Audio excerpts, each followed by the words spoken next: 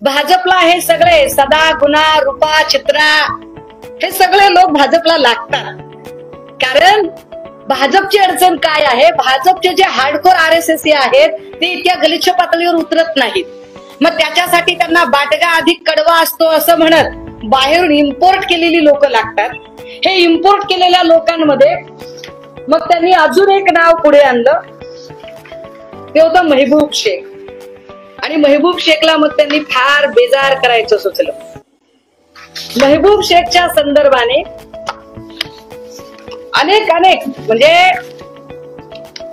महबूबने अत्याचार केला नाही ह्या माध्यमातल्या बातम्या तर सोडा, या सगळ्या माध्यमांमधल्या बातम्या तर सोडा, परंतु माझ्याकडे काही FIR कॉपीज आहेत आणि या FIR कॉपीज मधली मी एक माहिती वाचूनच दाखवली पाहिजे की महबूब शेख याच्यावर जे आरोप झाले होते त्याच्यामधली जी पीडित आहे, मी नाव आणि तपशील वगळते जाणीवपूर्वक, मला त्या महिलेच्या सुरक्षेची काळजी आहे म्हणून, आणि फक्त त्यातला काही मजकूर वाचते की त्यानंतर घाबरलेल्या अवस्थेत मी हॉटेलात जाऊन झोपी गेले व माझ्या रूमचे दार नदीमने बाहेरून लावून घेतले.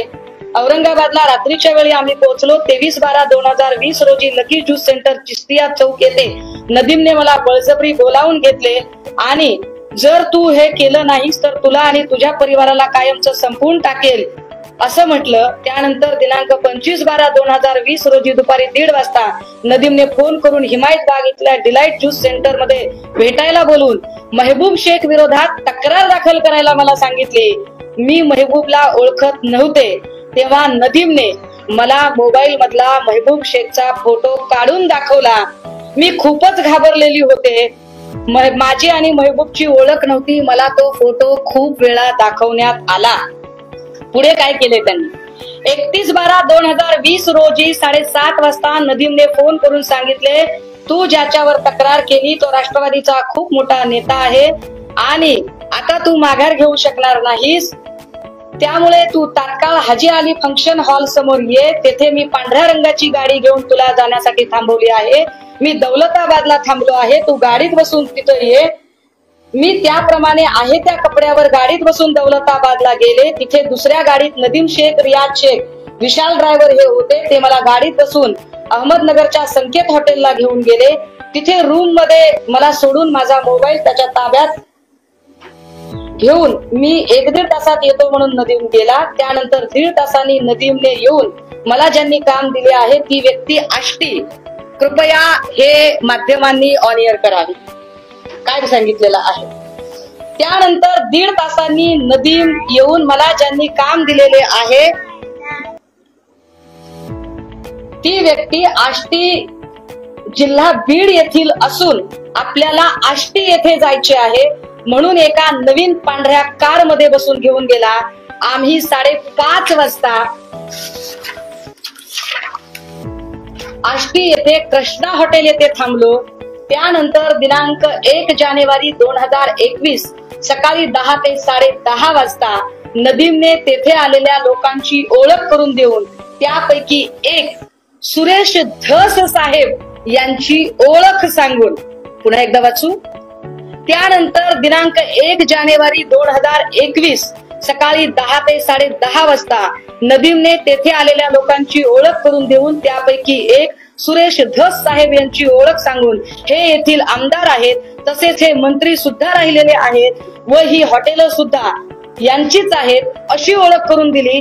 आणि त्यांच्या सोबत असलेल्या दुसऱ्या व्यक्तीचे नाव जिया बेग असे सांगितले. त्यावेळी सुरेश धस, ते आणि आम्ही दुसऱ्या गाडीत असे त्यांच्या पाठीमागे आष्टी येथील एका पहिल्या मजल्यावर असलेल्या एका पत्रकाराच्या फ्लॅटवर गेलो.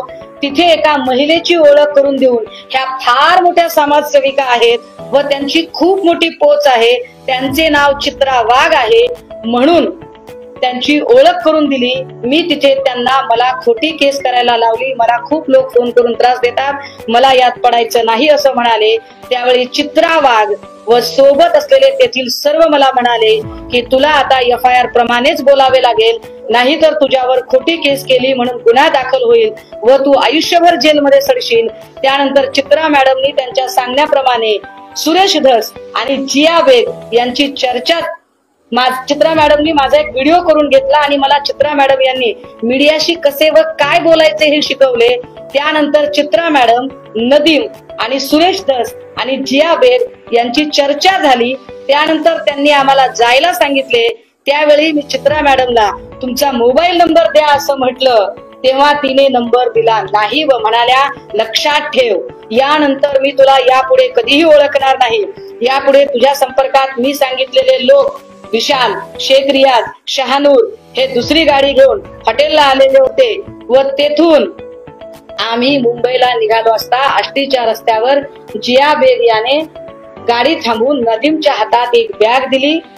त्यावेळी मी नदीमला बॅग मध्ये काय आहे असे विचारणा केली असता त्यांनी सांगितले की पोलिसांनी तुला कोणत्याही प्रकारचा त्रास देऊ व तसेच आपल्या राहण्याची व्यवस्था म्हणून हे पैसे दिलेले आहेत. मी फसत चालले होते हे मला कळत होते, परंतु मी नदीमच्या, चित्रावागच्या जाळ्यात अडकल्यामुळे व जिवे मारण्याच्या धमकीमुळे, व्हिडिओमुळे, गुंडांमुळे मला त्यांच्या सांगण्यानुसार वागावे लागत होते. मी आहे त्या कपड्यावर आल्यामुळे नदीमने माझ्यासाठी कपडे घेतले. त्यानंतर माझे येथे गेटवे ऑफ इंडिया जवळ असलेल्या एका हॉटेलवर थांबलो. तेथे विशालने मला दाखवले की हे बघ, महबूब शेख एका बाईट मध्ये रडत आहे, हे तेच आहेत ज्यांच्यावर तुला अजून जबाब द्यायचा आहे. म्हणून नदीमने मला मारहाण केली. ही FIR कॉपी. आता या FIR कॉपीच्या नंतरही वाघबाई म्हणाल्या छे छे, हे तर खोटच आहे, त्यांचा नेहमीचा स्वभाव, हे तर खोटच आहे. आणि त्यावर अब्रू नुकसानीची केस महबूब शेख यांनी दाखल केली. हे पुन्हा एकदा माध्यमांसमोर स्पष्ट केलं पाहिजे की गेल्या 5-7 वर्षात तब्बल 193 केसेस ईडीने दाखल केल्या. 193 केसेस मधल्या फक्त 2 लोकांना शिक्षा झालेली आहे आणि 2 ते 3 लोक स्वतः लढून आपल्या बलबुत्यावर बाहेर आले. संजय राऊत असतील, सूरज चव्हाण असतील, अशी सगळे मंडळी. बाकीचे लोक कुठे आहेत याची जर माहिती घेतली तर सगळेच्या सगळे भाजपमध्ये आहेत. आता हे जे सगळेच्या सगळे भाजपमध्ये आहेत, या लोकांचं ज्या अर्थी हे भ्रष्ट नसतील म्हणूनच भाजपने घेतले असतील, तर भाजपने यांची माफी मागितली पाहिजे किंवा या लोकांनी भाजपवर आणि किरीट सोमय्यावर अब्रू नुकसानीची केस टाकली पाहिजे. पण ते तसंही करत नाहीत. पण महबूब शेख, कारण तो खऱ्याने लढत होता, महबूब शेखने मात्र अब्रू नुकसानीची केस टाकली. माझ्याकडे हायकोर्टची ऑर्डर कॉपी आहे. या हायकोर्टच्या ऑर्डर कॉपी मध्ये स्पष्टपणे खालचं जिल्हा कोर्ट, हायकोर्ट दोन्ही कोर्टामध्ये निकाल महबूब शेखच्या बाजूने आहे की ज्या चित्रा वाघने स्पष्टपणे राजकीय आयुष्य उद्ध्वस्त करण्याच्या हेतूने, डॅमेज करण्याच्या हेतूने हे सगळं केलं असं स्पष्टपणे म्हटलंय. ही प्रेयर इंग्रजीमध्ये आहे, पण तरीही 2-3 ओळी वाचल्या पाहिजेत. In the present case the suit for deformation is filed by the person against whom the criminal proceedings are initiated. However, the criminal proceedings are not initiated by the present applicant. Defendant filing of criminal proceeding is not pleaded as a cause of action. The suit is based on the statements made by the applicant against the respondent, which according to the respondent are false and judgmental, as if the respondent is being convicted for the offense, though the statement were made of the basis of on an FIR that was lodged against the respondent. The pursuit of the statement as quoted in the plaint shows that the applicant has made statements against the respondent by proceeding as if the respondent is convicted. ह्या सगळ्या जर गोष्टी बघितल्या तर वाघबाईंचा किंवा किरीट सोमय्यांचा वापर भाजपा काय पद्धतीने करते आणि कशासाठी करते हे स्पष्ट आहे.